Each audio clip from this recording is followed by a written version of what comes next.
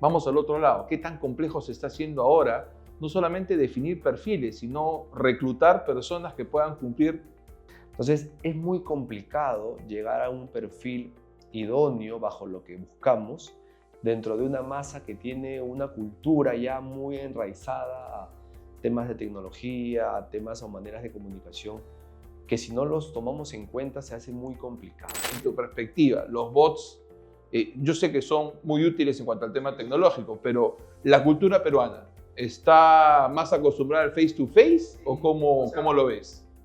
Lo que pasa es que creo que culturalmente, y un poco lo que tú mencionas, los bots sirven muchísimo y creo que son un complemento, pero no creo que sean determinantes como para reemplazar todavía una figura humana. Acá somos mucho del repreguntar, del analizar, de buscar un vínculo de conversación. Bienvenidos pioneros del cambio y visionarios del mundo laboral. Aquí y ahora comienza la revolución en la gestión de personas. Olvídense de las viejas reglas, descarten los manuales obsoletos.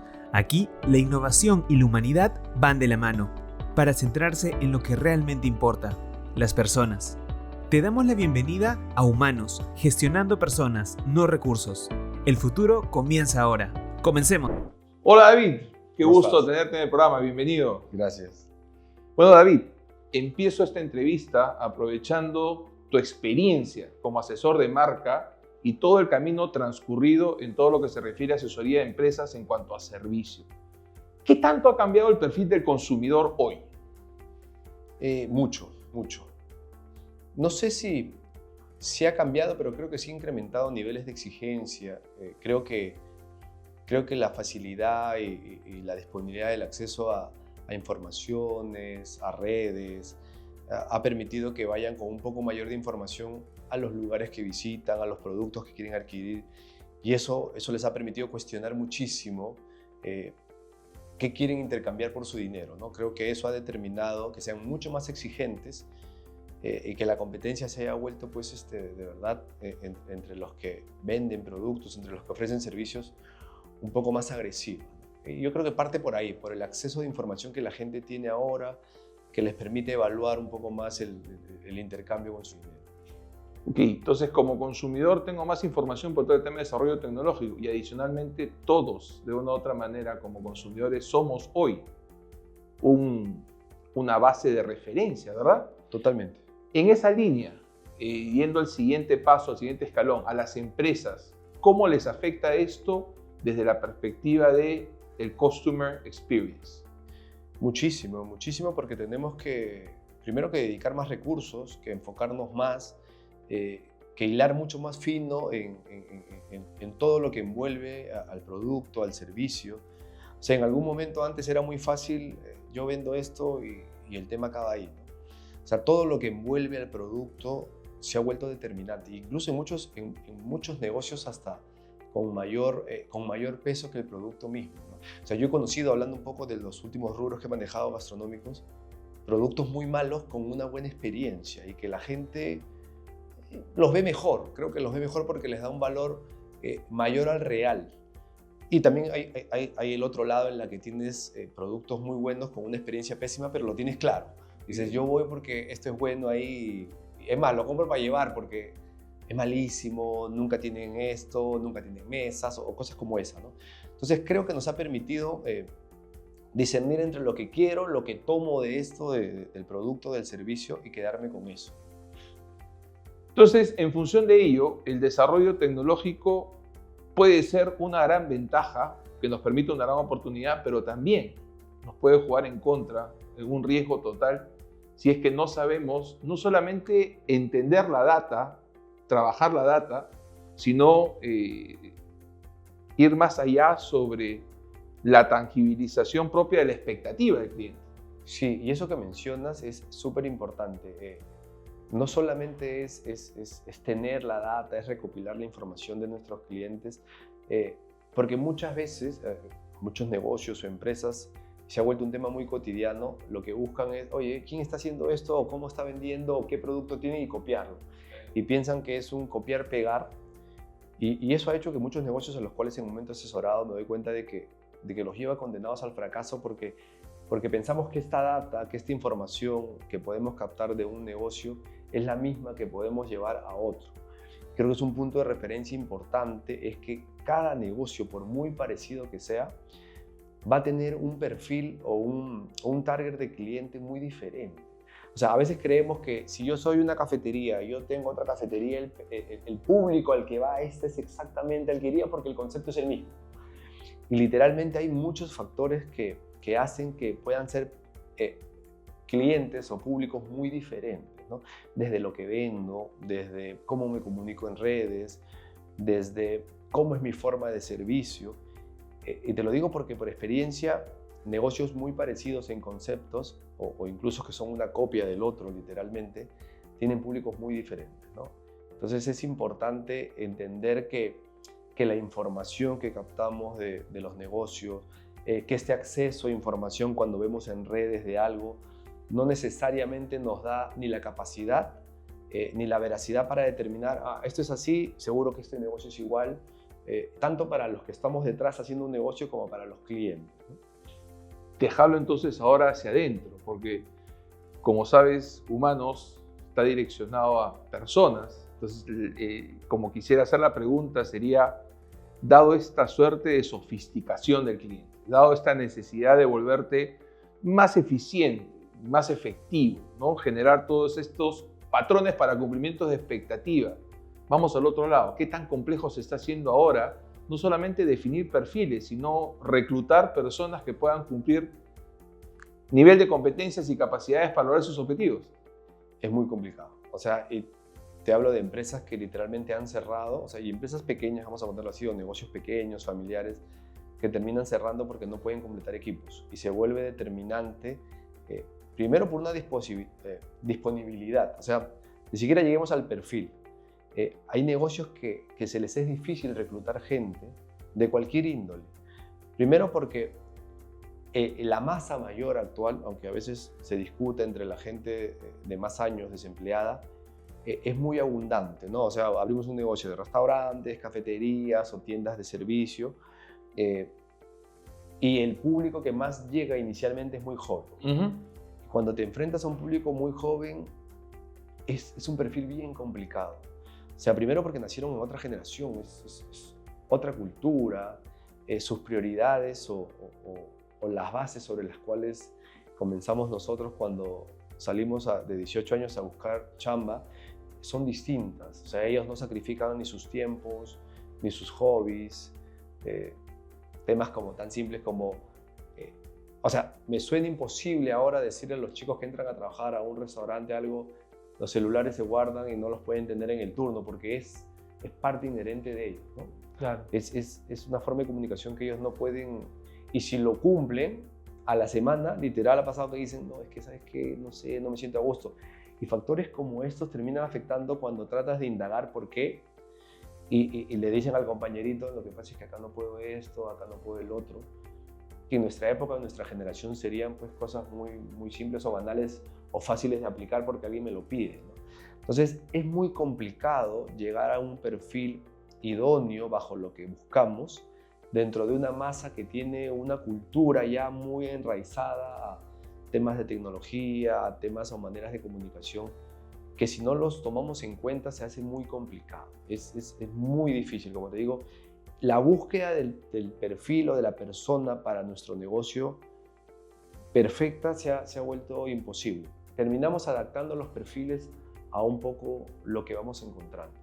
Ahora, ¿eso pasa en todos los sectores o me estás hablando netamente de la experiencia de gastronómica, por ejemplo? Gastronómico y de tiendas de cualquier índole, o sea, no sé, tiendas de productos de ropa, retail, todo.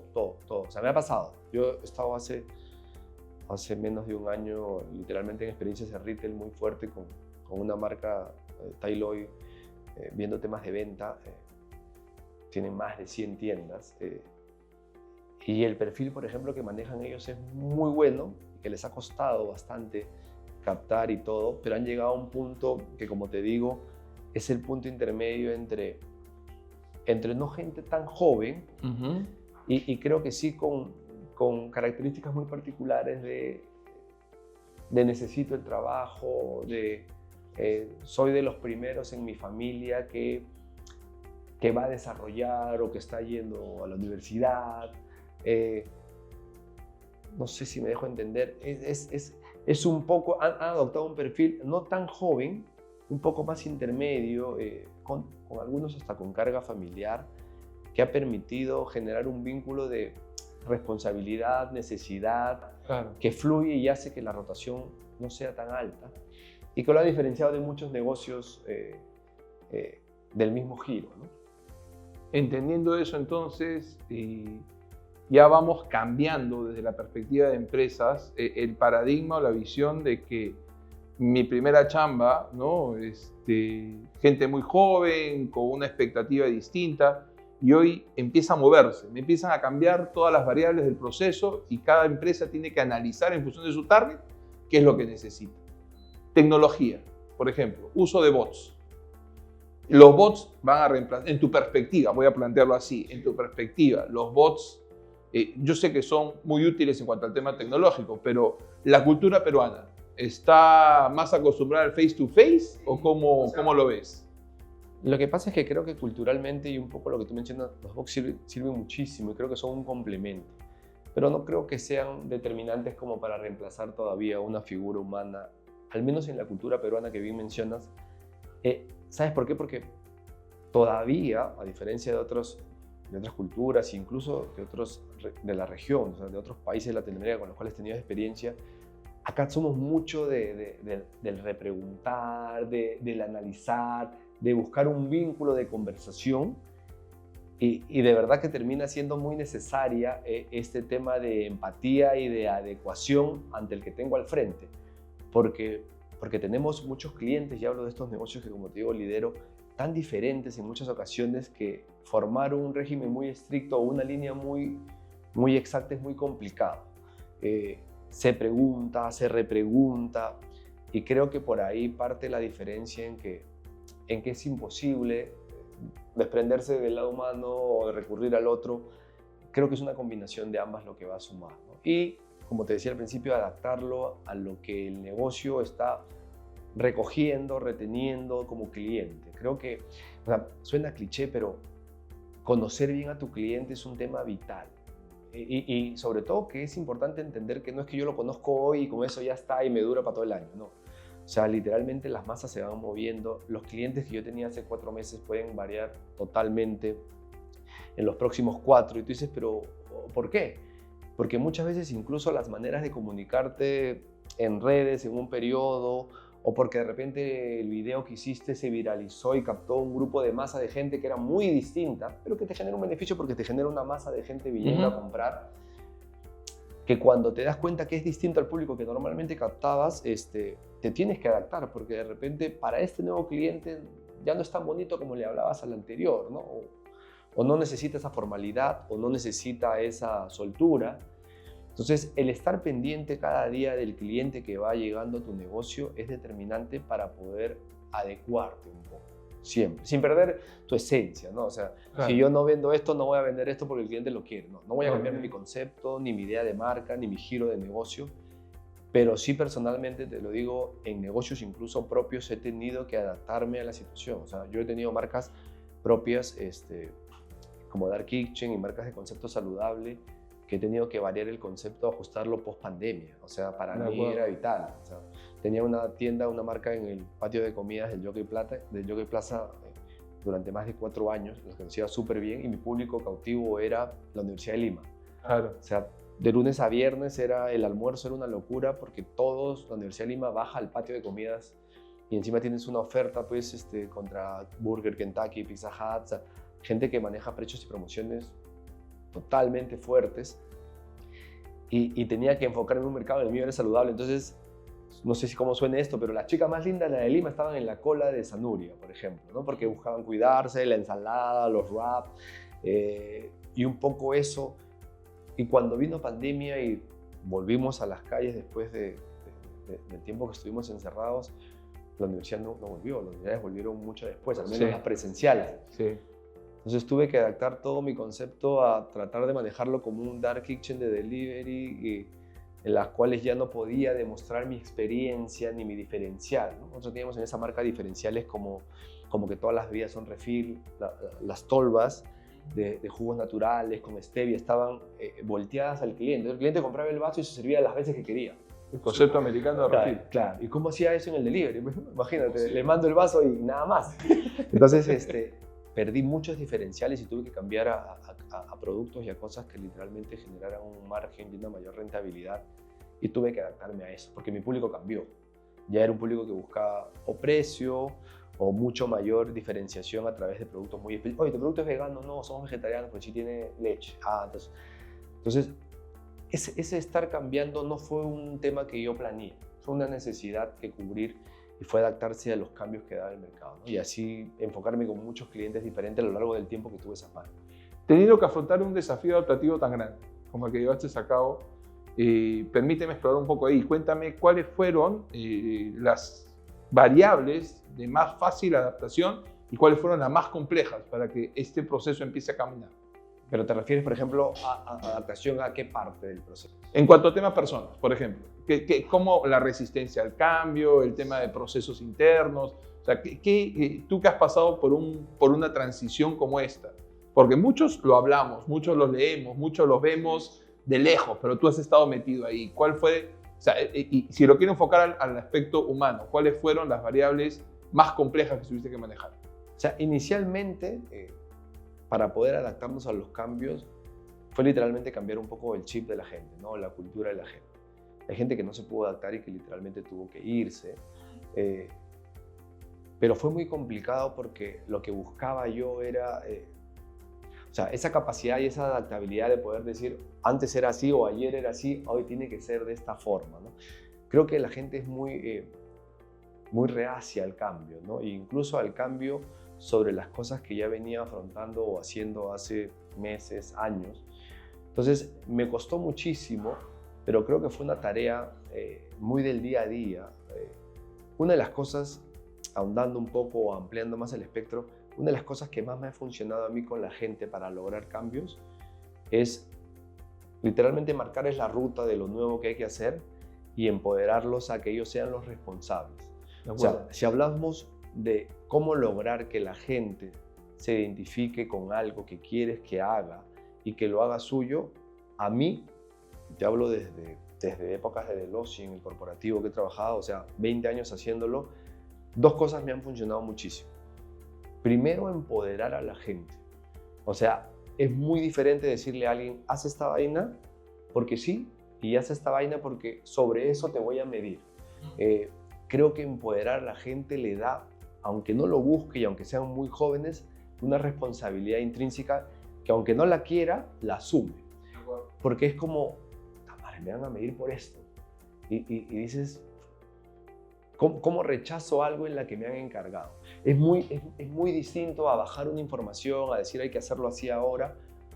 Y es porque yo lo venía haciendo así porque lo cambio, ¿no? Entonces, cuando bajaba esta información y a cada uno lo responsabilizaba de una parte, así sea la muy chiquita del negocio, creo que algo dentro suyo decía, yo tengo que hacerlo bien porque me va a diferenciar de los demás. Convertías la obligación en un reto. Sí, exactamente eso. Convertías la obligación en un reto, aunque no lo hubieras pedido. Y si por ahí la gente dentro de tu masa o de tu grupo, alguien sí lo tomaba directamente y decía, bueno, lo aplicaba, como tú lo veías, era ya un alentador para que tú, tengo que hacer lo mismo, porque si no, lo que pasa en este grupo cuando tú empoderas a la gente es que se logran separar los extremos. La gente que sí lo toma realmente como un reto y lo asimila y lo cumple, y los que no se adaptan. De acuerdo. Y ahí es donde dejo el punto intermedio y volteo a revisar, mira, de este grupo estos sí se adaptaron, estos no, y los que no, literalmente, como estas frases o estas costumbres que te dicen la manzana podrida termina contaminando, viéndolo del lado diferente, el podrido se queda solito, y no hay más lugar que el de irse, que el de apartarse, o terminar sacándolo. Solito se aísla. Se aísla porque no encuentra un grupo. Y eso es importante, ustedes que hablan mucho de gente. Y el otro punto, que parece ser más simple, pero que es muy elemental, es que este empoderamiento sin medición se pierde totalmente. Yo en un inicio me empoderaba mucha gente, tú haces esto, tú haces el otro, tú haces esto, y venían los 2 meses y algunos funcionaban y otros no. Y este filtro que te contaba de decir los que sí, los que no, me daba cuenta de los que no era necesariamente que no sirvieran, vamos a ponerlo así. Es que realmente algunos sí funcionan con una medición mucho más cercana. Y ahí comencé a voltar, empoderar sin tener una medición, literalmente te forma un sesgo que te hace perderte de mucha gente valiosa. Hay gente, y esto lo aprendí emprendiendo mucho, porque siempre cuando emprendemos lo primero que decimos es mi propio jefe, y yo descubrí en casi 10 años de emprendimientos muy retadores, cuando volteé de nuevo a lo corporativo, es que incluso el propio o el tener un jefe encima, por así decir, independiente de que lideres tú la marca y todo, tener un director encima, lo que hacía es retarte. Entonces, cuando yo estaba en el lado de ser yo el propio dueño de la marca o de las marcas que manejaba, era, oye, el que tiene que retarte soy yo, ¿no? Claro. Entonces, eso ayudó muchísimo. Hay gente que necesita un seguimiento, no realmente un micromanagement, no estar metido o no dejándolo respirar, pero creo que la medición no se debe perder esa mirada de estoy bien.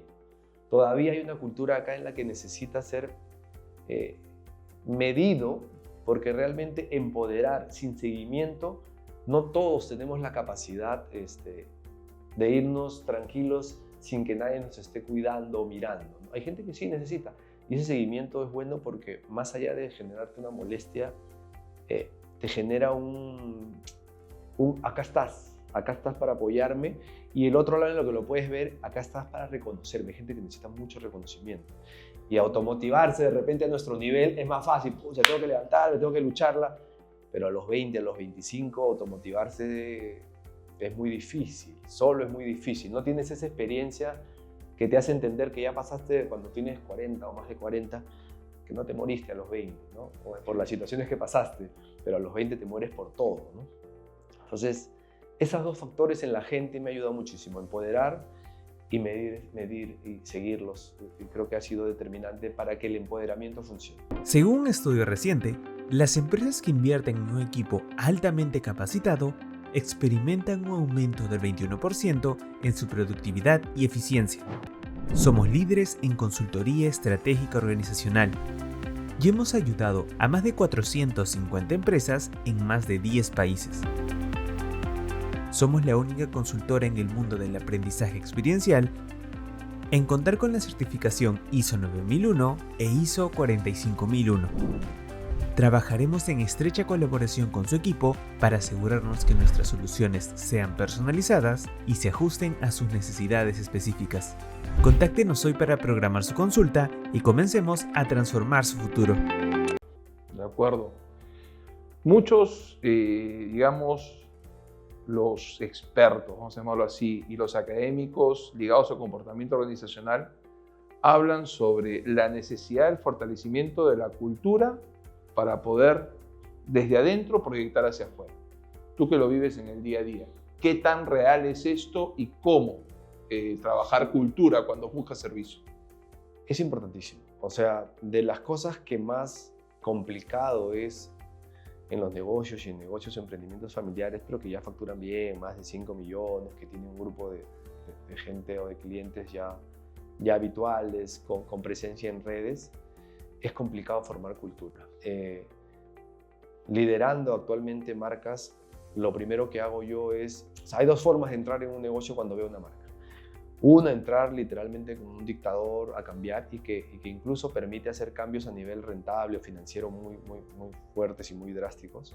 Puedes voltear, ajustar acá y creo que te da resultado y que puede darte una visibilidad muy bonita a los directores o a los dueños del negocio, pero que son poco sostenibles a lo largo del tiempo. Entonces, busqué un equilibrio siempre entre ver qué cambios me ayudaban a mejorar la caja, el flujo y todo, y también mucha cercanía a la gente. O sea, después de 6 meses me ha pasado siempre en negocios que, aunque pareciera conocerlos en el primer mes, te das cuenta de que en el primer mes pues, es mucho más fácil que la gente te mire o que diga tú eres el jefe y te hago caso y punto, y que te pele el diente. pero después de 6 meses, cuando ya agarra un poco más de confianza, es cuando comienzan a soltar un poco algunas intenciones o verdades, sin que esto sea malo. Pero entonces ya conoces más a la persona, conoces su familia, si tiene hijos, si no. Y cuando tienes toda esa información, creo que recién, para mí y en mi caso, he comenzado a ver la forma en que voy a formar esa cultura. Hay 2 temas importantes que yo he visto siempre cuando entro en una empresa. Es la estrategia que tiene y la cultura que tiene. A veces creemos que debemos adaptar toda la cultura del negocio o crear una cultura en base a la estrategia que tiene. Y eso es válido. O sea, es como que vamos a pensar que es un negocio súper de cero. Oye, la meta es esta y la gente tiene que ser así. Entonces, toda la gente que entra debería apuntar a ese perfil. Es válido.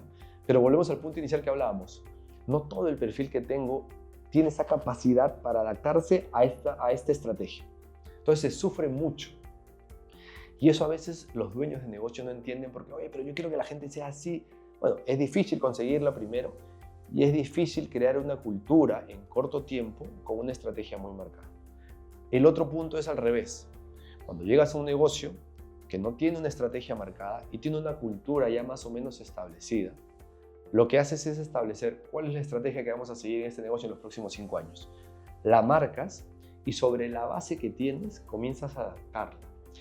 Entonces, las 2 formas son válidas, pero creo que se sufre menos cuando buscas tomar la cultura que tienes actualmente y adaptar un poco las estrategias, sin cambiar el objetivo central del negocio, porque el negocio apunta y los dueños marcan un poco la pauta. Pero sí creo yo que comenzar a buscar lo mejor de la cultura que vas formando es mucho más fácil, porque agarras una base y eliminas los que no se adaptan, pero sigues teniendo un grupo macro que te permite establecer. A veces siempre he visto un dilema entre cultura y estrategia, qué es primero, qué define. Creo que ambas son las que determinan un poco a dónde ir. Mira, nos pasaba mucho en Pizza Hut en algún momento cuando manejaba la marca. Siempre apostábamos por familiares y las imágenes y las propagandas tan caras que nos costaban la familia, la pizza y el mesero en una mesa de 4.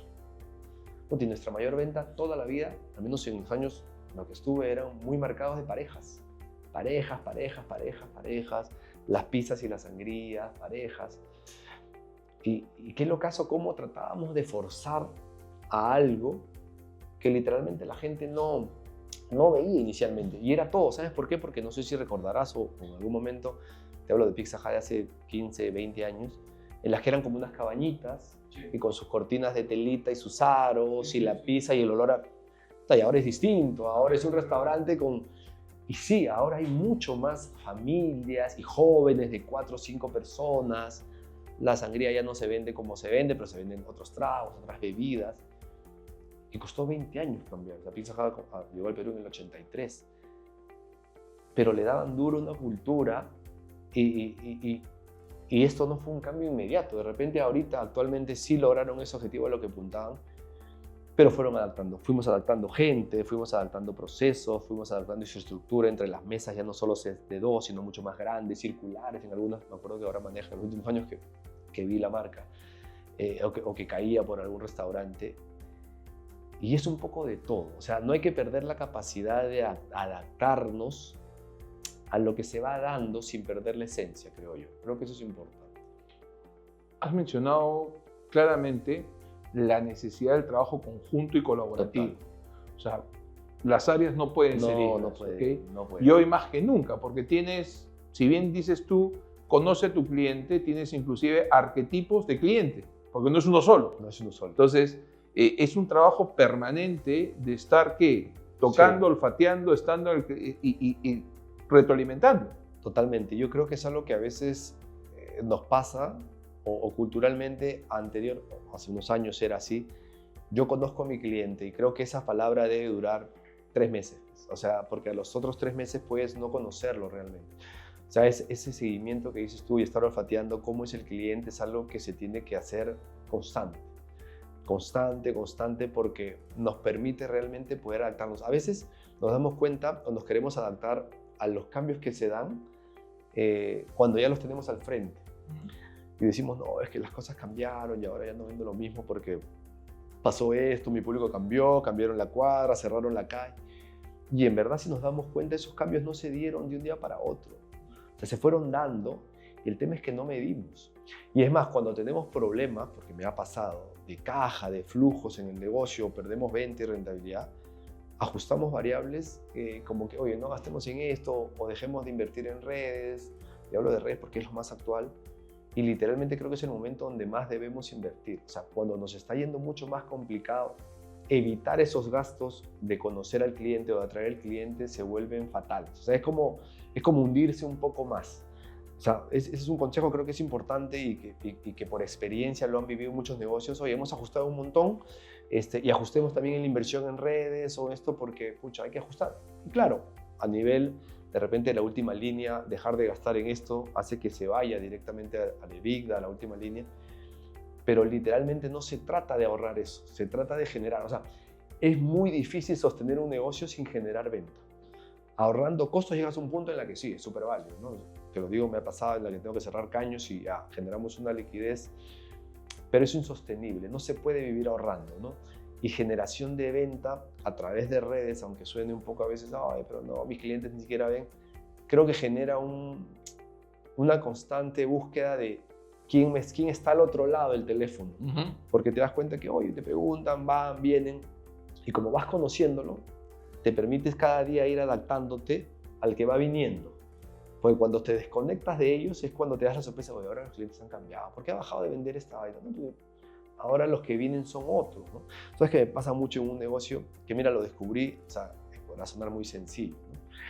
Nosotros en una marca que lidero actualmente, una cafetería muy exitosa, tenemos el almuerzo, nunca tenemos promociones, no tenemos nada. O sea, para nosotros está prohibida la promoción, porque no va bien. Puede sonar medio botado, pero no va bien, entonces...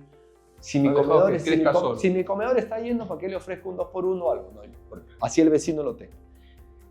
Y comencé a ver que en el almuerzo, pues de 12 a 1, de 12 y media a 1 y media, cuando el vecino estaba con la cola de la gente para el almuerzo, yo normal, o sea, tenía mi gente, y a las 2 y media de la tarde comenzaba a llenarse.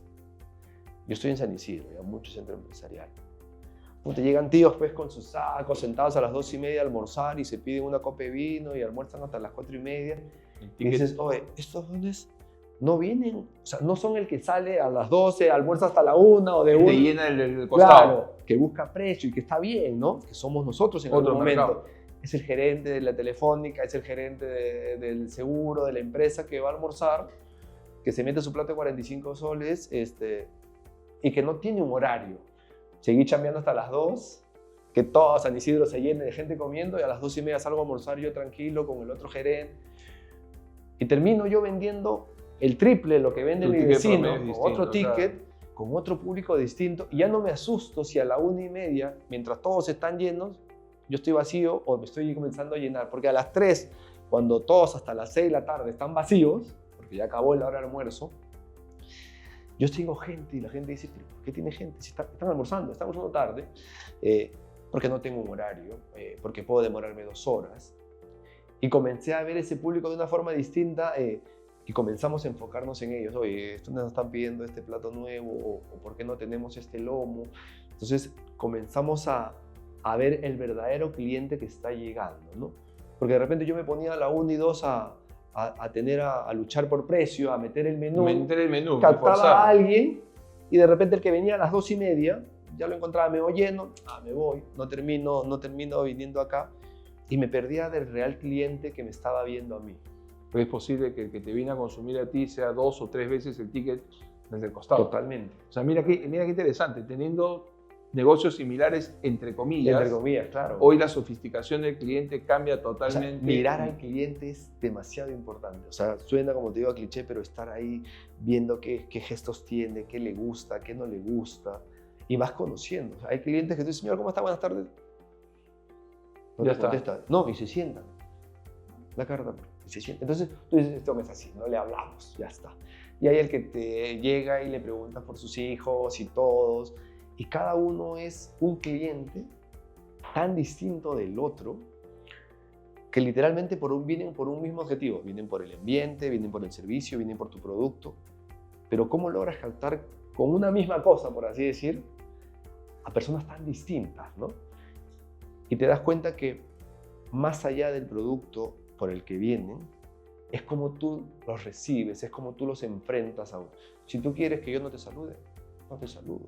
Ya está. O sea, por así decir, ¿no? Sí, sí, sí. Llega sola, no hay más que decirle. El otro llega y te da la mano, hay gente que te abraza. Tengo meseros que cruza un cliente por la esquina que no ha ido y te vas a la competencia. No, yo no estoy en una... O sea, y tienes a uno que está mirando y lo mira como que, confianzudo esto. O sea, literalmente. Claro. Y el cliente, en este caso, encima se vuelve más complicado por el perfil cuando son bastante jóvenes porque a veces no tienen esa experiencia, tiene que saber que a él sí le puede decir a otro, pero al otro que voltea no, porque no es lo que el otro espera. Es un tema complicado, pero creo que no es nada que no se pueda resolver prestando un poco de atención. Qué rico tener esa conversación contigo.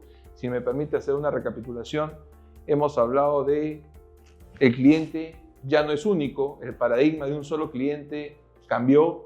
Puedes tener un mismo rubro, una misma industria, un negocio muy parecido, pero diferentes arquetipos de cliente. La única manera de poder estar pendiente de qué está sucediendo es estar en contacto permanente con el cliente, olfateando, tocando, mirando, conociendo. Y eso no se puede reemplazar todavía. Y poner una máquina que pueda leer eso es complicado. O sea, tienes la analítica de la Claro, data, pero claro. tienes que tener el ojo para analizar, ¿ok? Parte de ese tema. Siguiente, que lo que me da pie es que, claro, la cultura, si bien debería estar alineada a la estrategia, no es una receta única y no es tampoco un modelo estático, es completamente dinámico. Entonces hay que estar viendo cómo se potencia la cultura porque tú no puedes proyectar hacia afuera lo que no logras trabajar hacia adentro. Y la estrategia se adecúa muchas veces a la cultura para el logro del objetivo. O sea, el objetivo no cambia. Lo que puede cambiar es un poco la forma en que llevo la estrategia. Los perfiles hoy están cambiando, ya no podemos encasillar al antiguo paradigma de ciertas variables que podrían frenar o no la empleabilidad. Hoy eso está cambiando también.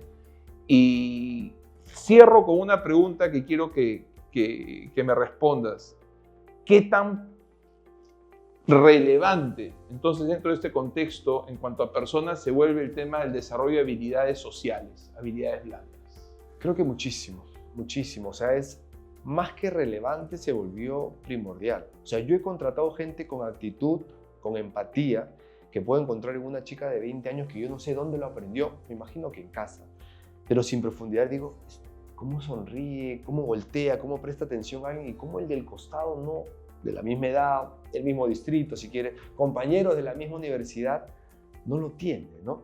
Entonces tuvo que haber venido con esto y cuando capto esta habilidad, literalmente lo que venga después y me refiero a sus capacidades de aprender lo que yo le voy a bajar, como estructura del servicio, como pasos del servicio, de repente el del costado lo aprende un poco más rápido. Vamos a decir, es un poco más inteligente o más hábil, pero no tiene esas habilidades 1000 veces a la habilidad de la que tienes empatía, de la que puede sonreír, de la que entiende al cliente, de la que se pone en el lugar y comienza a pensar. Hay algo que, para cerrar con esto, que muchas veces confundimos en el tema de la empatía, que más allá de esta frase que siempre es de ponerse en el lugar del otro, es que es muy difícil, ¿sabes cuándo? Cuando yo he visto, y eso les recalco mucho al personal de servicio en las capacitaciones, es que nos libremos de los prejuicios. Mira, mañana entra un cliente y está jalando a su hijito. Ay, este cliente seguro que lo viene maltratando. Se siente en mi zona y yo cambio la forma porque asumo un prejuicio.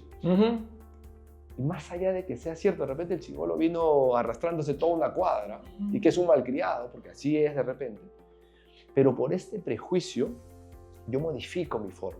Algo que le decía a los chicos, para poder tener empatía con la gente, creo que el factor inicial, y eso lo he aplicado muchísimo yo porque somos muy prejuiciosos, es comenzar a librarme del prejuicio de lo que veo y comenzar a analizar a la gente, en este caso hablo de la gente que va a un negocio en el servicio, desde el momento en que establezco contacto. Siempre establezco prejuicios o porque alguien está renegando o porque veo que se queja, este señor es un quejón, entonces ya lo recibo de otra forma y literalmente me cuesta ser empático. Entonces siempre a los chicos les digo, libremos los prejuicios a todos los clientes que lleguen, porque de repente sí, llega alguien amargado, pero no sé ni siquiera por qué vino. De repente la mamá se le murió ayer y no sé si va a estar muy contento con tus chistes. Entonces cuando yo entiendo que la gente llega y lo que yo tengo que hacer es darle un servicio y brindarle un momento divertido, ameno, alegre, es cuando comienzo a verlo de otra forma distinta. Entonces, esta empatía, con una base inicial de librarme de prejuicios cuando tengo al cliente al frente, ayuda a hacer mucho más fácil esta conexión. Eso creo que es importante. Buenísimo. Muchas gracias, David, por este espacio, sí. gracias por esa conversación. Y bueno, así cerramos un capítulo más de Humanos, gestionando personas y no recursos. Hasta una próxima oportunidad. Gracias. Y este programa llega por auspicio de Facilitadores Asociados. Visítanos en www.facilitadoresasociados.com. Que las palabras compartidas, las historias de transformación y las ideas resuenen en lo más profundo de tu ser. Humanos, gestionando personas, no recursos, no solo es un llamado a la acción, es una invitación a ser parte de un movimiento. Sigamos haciendo de la humanidad nuestra mejor estrategia de negocio. Recuerda que tú eres el cambio. Hasta la próxima.